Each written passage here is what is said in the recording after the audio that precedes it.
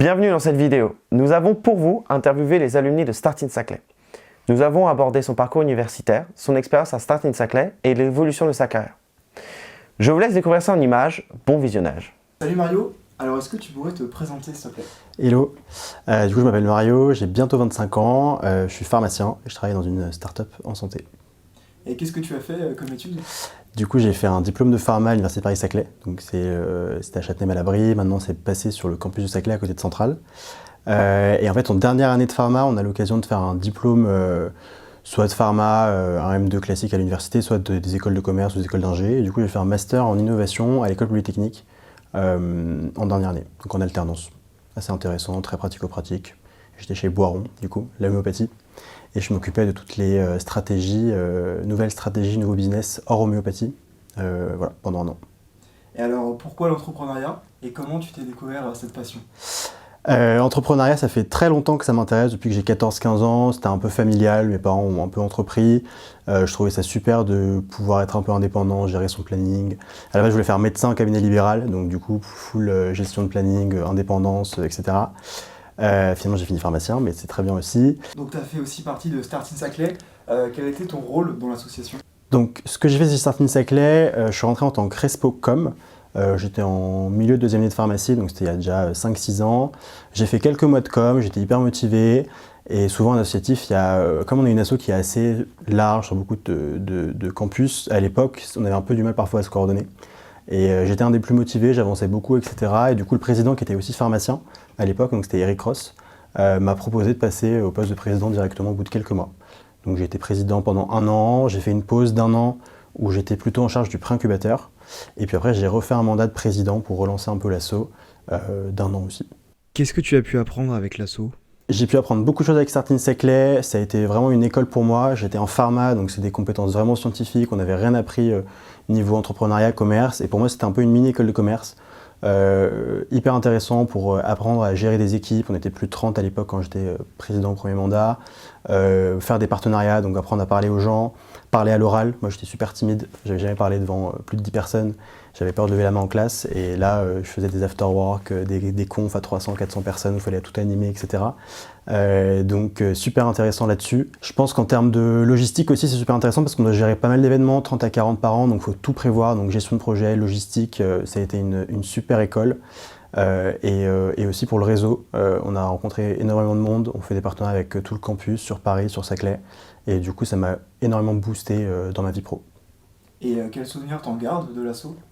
Bah écoute, très bons souvenirs, j'ai gardé pas mal d'amis, notamment Marie, que je salue dans la vidéo, et voilà, ça a été une super expérience, de très bons souvenirs, des super week-ends, du team building, des événements qui ont réussi, d'autres qui ont moins réussi, mais on a beaucoup appris, donc c'était vraiment une des meilleures expériences que j'ai pu faire. Aujourd'hui, qu'est-ce que tu fais? Aujourd'hui, je suis responsable des ventes dans une start-up, donc ça s'appelle Hoopcare, on est à Station F. Et l'idée, c'est d'aider les patients à se préparer à leur chirurgie, et on fait aussi des téléconsultations d'anesthésie, donc c'est un truc assez nouveau. Donc tous les patients qui se font opérer doivent faire une consulte d'anesthésie, souvent ça dure 5 minutes, et au lieu qu'ils se déplacent à l'hôpital, on leur fait une téléconsultation.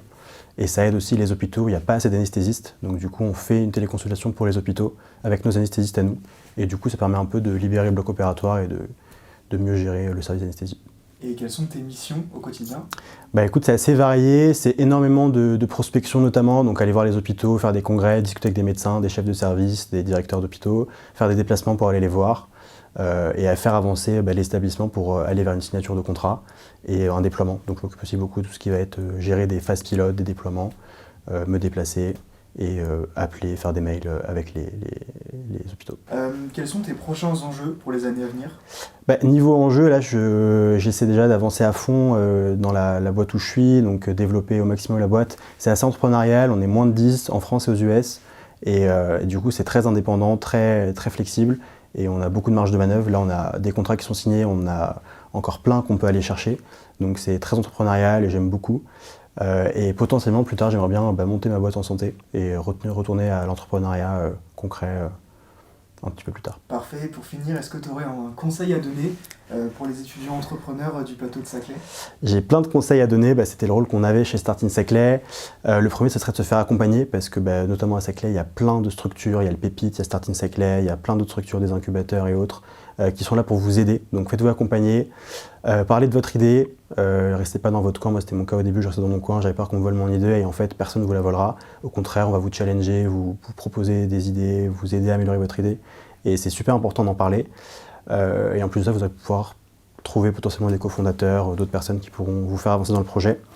Et au-delà de l'idée, il faut vraiment essayer d'aller de l'avant et de tester des choses et de petit bout par petit bout faire avancer votre idée vers un truc concret et pas vous passer des mois à réfléchir parce que ça ne sert pas à grand chose au final et on n'avance pas. Donc il ne faut vraiment pas avoir peur de l'échec et même si on échoue, moi j'ai échoué mon premier projet, mais en fait ça m'a permis de comprendre plein de choses sur l'entrepreneuriat, comment ça fonctionne et ça a été un gros apprentissage. Et dernier conseil, ce serait de trouver un vrai problème à régler. C'est un conseil qui est assez classique, mais du coup, si vous avez trouvé un vrai problème que vous, mais pas seulement vous, du coup, vous avez fait vraiment la moitié du boulot parce qu'il y aura forcément des gens qui seront prêts, de 1, à utiliser votre solution et de 2, potentiellement payer pour votre solution. Et du coup, vous aurez fait tout le travail d'entrepreneuriat. Super, merci Mario. Plaisir. Merci d'avoir regardé cette vidéo, j'espère qu'elle vous a plu. Abonnez-vous au réseau de Startin Saclay et à bientôt.